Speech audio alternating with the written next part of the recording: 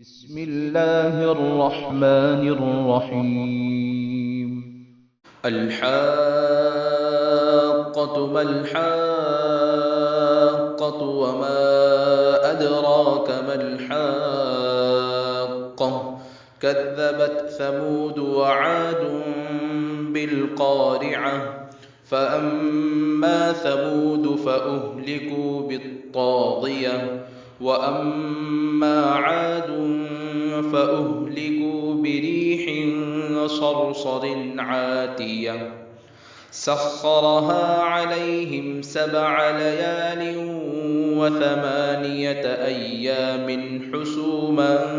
فترى القوم فيها صرعا كأنهم أعجاز نخل خاوية فهل ترى لهم من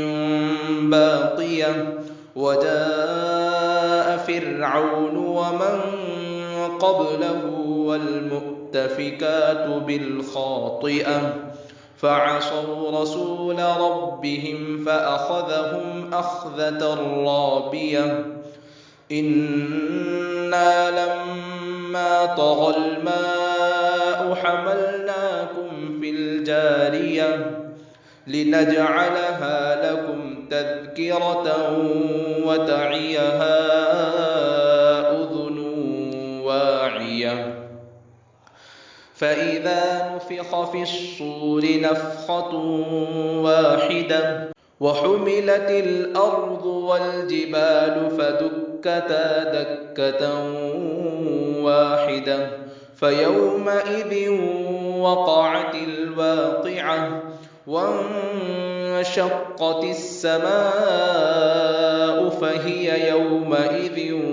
واهية والملك على أرجائها ويحمل عرش ربك فوقهم يومئذ 8 يومئذ تعرضون لا تخفى منكم خافية فأما من أوتي كتابه بيمينه فيقول هاؤم اقرءوا كتابيه إني ظننت أني ملاق حسابيه فهو في عيشة راضية في جنة عالية قطوفها دانية كلوا واشربوا هنيئا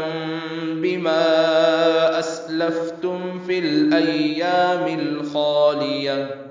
وأما من أوتي كتابه بشماله فيقول يا ليتني لم أوت كتابيه ولم أدر ما حسابيه يا ليتها كانت القاضية ما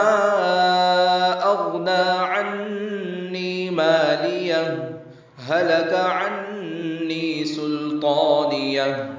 خذوه فغلوه ثم الجحيم صلوه ثم في سلسلة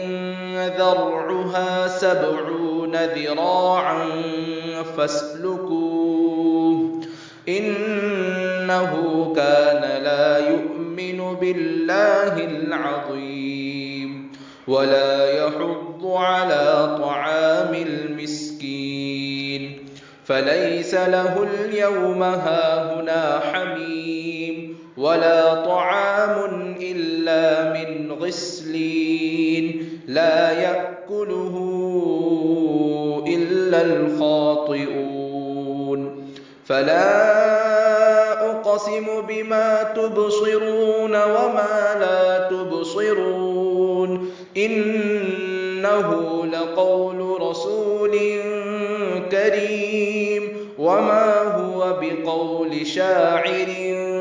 قليلا ما تؤمنون ولا بقول كاهن قليلا ما تذكرون تنزيل من رب العالمين ولو تقول علينا بعض الأقاويل لأخذنا منه باليمين ثم لقطعنا منه الوتين فما منكم من أحد عنه حاجزين وإنه لتذكرة للمتقين وإنا لنعلم أن منكم مكذبين وإنه لحسرة على الكافرين وإنه لحق اليقين فسبح باسم ربك العظيم